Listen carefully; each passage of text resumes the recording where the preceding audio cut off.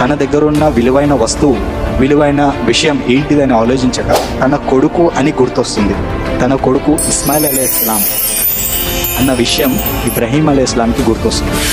మరుసటి రోజున ఉదయం ఇబ్రహీం అలైహిస్సలాం తన భార్యతో ఇలా అంటాడు, హాజ్రా, నీవు నా కుమారుడు ఇస్మాయిల్ని సిద్ధం చెయ్యి, తయారు చేసి నాకు కూడా పంపు అని తన భార్య అయిన హాజ్రాతో ఇబ్రహీం అలైహిస్సలాం ఇలా అంటాడు.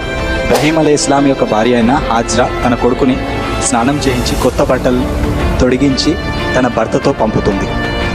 ఈ విషయం అంతా తెలుసుకున్న సైతాన్ దీన్ని ఎలా అయినా ఆపాలి, అల్లాకి వ్యతిరేకం చెప్పే సైతాన్ ఈ కుర్బానీ జరగకుండా ఆపాలన్న ఉద్దేశంతో ఒక ముసలివాడి రూపంలో ఇబ్రహీం అలైహిస్సలాం యొక్క భార్య అయిన హాజ్రా దగ్గరకు వెళ్ళి, హాజ్రా, నీవు నీ కొడుకుని ముస్తాబు చేసి నీ భర్తతో పంపావు.